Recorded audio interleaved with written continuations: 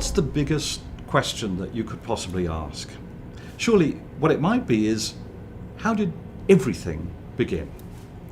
That's a question that all origin stories ask, and they have a huge diversity of answers. Some say there wasn't a beginning because everything has always existed. Some say perhaps a multicolored serpent was traveling through the land, and as it did so, it created the mountains and the rivers and the streams and maybe even the stars and maybe even you and me. Some say there was a sort of committee of gods that created the world, or perhaps the one true God created the world. There's a huge diversity of these stories, but each of them makes claims. And that's because every origin story is, in a sense, an explanation. It's trying to tell you how things happened. And as a result of that, origin stories aren't fixed. They change. They change over time because new information comes in, new evidence, and the explanations have to change. Now, what we're going to look at in this unit is how the modern scientific answer to that great question emerged. And we'll see that new evidence over several hundred years changed the story. We'll begin by going back 500 years to Europe. And this is because modern science first flourished in Europe. Europe, at the time, 500 years ago, was predominantly a Christian region. And the Christian church, like most religions, had its own answers to that question, how did everything begin? And the Christian church's answer was that God created the universe several thousand years ago. But they tied that answer to a great model of the universe that had been constructed about 1900 years ago by an astronomer called Ptolemy, who lived in Alexandria in Egypt. Now, this is what Ptolemy's model of the universe looked like. He believed that the Earth was at the center of the universe, and the Earth was a realm of imperfection, and around it was the realm of perfection. And that realm consisted of several concentric, transparent spheres, and those spheres carried the sun, the moon, the stars, all the heavenly bodies, moving in different ways, depending on which sphere they were in. And then beyond them was the perfect realm of heaven. Now, Ptolemy's model of the universe worked pretty well. People accepted it not just because the church said they should, but also because there was a lot of evidence for it. And this was because astronomers in his time, or astronomers in the 16th century, I should say, and in Ptolemy's time, were studying the Earth using the naked eye. Now, think about this. If you were studying the universe using just the naked eye, just looking directly at the skies, you might be very tempted to think that the universe revolves around the Earth, mightn't you? Between 1550 and 1700, new evidence began to kick in, some of it supplied by new technologies, and what that did was it began to undermine Ptolemy's idea of the universe. Some astronomers, for example, pointed out that every year the planets, as they orbit the Earth, seem to move backwards for a period. And Ptolemy's model really struggled to explain that. The astronomer Copernicus in the 16th century pointed out that if you imagine that it's actually the sun that's at the center of the universe instead of the Earth, you can solve that problem quite easily. So that's one little glitch. Then another astronomer, Kepler, found that the orbits of the planets are actually not perfect circles, as Ptolemy had imagined.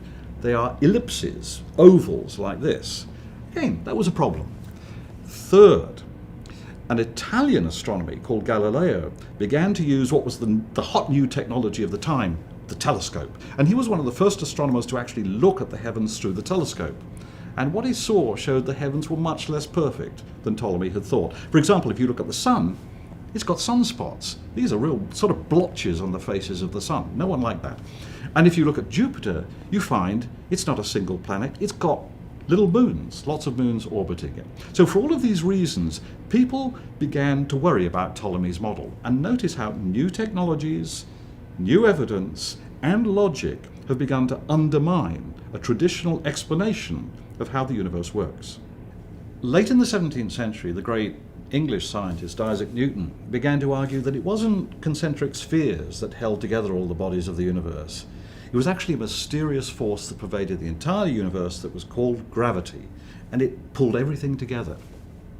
By 1700, most astronomers had dropped Ptolemy's model of the universe. They now came to believe there were no edges to the universe, there were no spheres, perhaps the entire universe was infinite in size and infinitely old and just held together by this force of gravity. Now, notice how evidence has begun to change the old story. This is in fact the first model of the universe that was scientific in the sense that it was based primarily on evidence. And notice one more thing.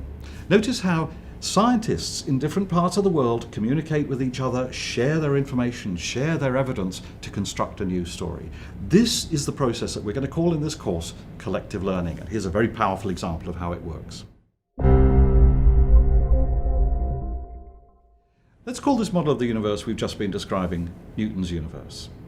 It described the universe as infinitely large and infinitely old. And that model worked pretty well for about 200 years. Most astronomers accepted it. Until in the 19th century, problems began to emerge as new forms of evidence appeared and new technologies. Now, I'm going to describe this new evidence and how it undermined Ptolemy's universe very briefly. Your job is to dig much deeper into the evidence. So, let's go. What 19th century astronomers were really interested in was trying to map the universe. This meant two things. First, can you find the distance to stars? Can you tell how far away they are? And secondly, can you figure out how they're moving? Now let's begin with the problem of distance. Can you imagine, how could you figure out how far away the stars are? It's not easy at all.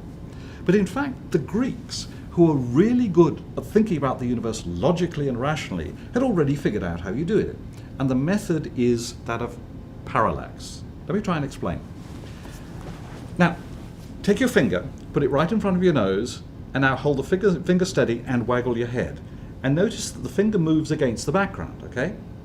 Now move the finger away, do the same thing, and what you'll notice is the finger seems to move far less against the background.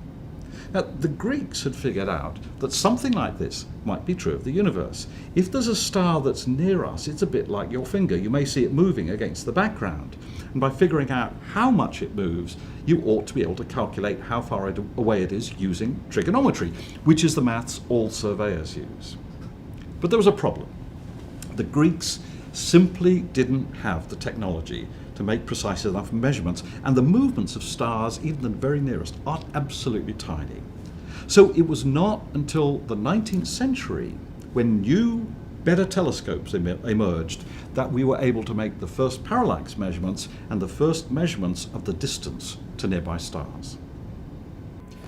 Astronomers also developed a whole series of other ways of measuring the distance to stars. I'll give you just one more example.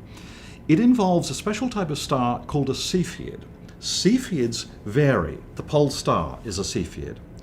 An American astronomer called Henrietta Leavitt began to study Cepheids, and what she found out is that from the way they vary, you can tell exactly how bright they really are. Now, if you know how bright they really are, you can figure out how far away they are, because you can figure out how much light has been lost in between. So that's one of a whole series of ways of measuring the distance to stars. Now, astronomers also began to figure out ways of measuring whether stars are moving away from us or towards us. At first sight, that may sound impossible. The techniques are very clever. They're based on the principle of the Doppler effect. Now, you know, if an ambulance goes past you, the pitch seems to drop. It goes as it moves past you. We've all seen this, okay? What's happening is that the frequency is dropping as it starts moving away from you. Now, astronomers figured out that the same thing happens with the light from distant stars or galaxies. Its frequency drops. That means it's shifted towards the red end of the spectrum. So astronomers say it's redshifted. Now, if you find a distant galaxy is redshifted, that means it's moving away from us. In the 1920s, an American astronomer, Edwin Hubble, used the Mount Wilson telescope in LA to make an astonishing discovery. What he did was he used all the information we've just been describing, and what he found was, first, that most galaxies seemed to be moving away from the Earth. That was a surprise. But they found something even more astonishing. The further away they were, the faster they seemed to be moving away from Earth. Okay, think about this for a moment. What could that possibly mean? Well, it seemed to mean first that Newton's model of the universe simply doesn't work. The universe is not fixed in time and space. Instead, it's expanding. Now, for most astronomers, that was a quite remarkable and unexpected conclusion.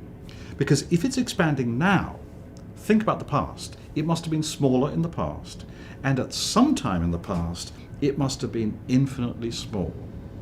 That's what the Belgian astronomer Lemaitre called the primordial atom from which everything came. Now, this was a revolution. It was a revolution in astronomical thinking. And what it meant was that the universe, like you and me, has a history of change over time. But it took 40 or 50 years to figure out all the implications of what Hubble had found and to actually tease out that history.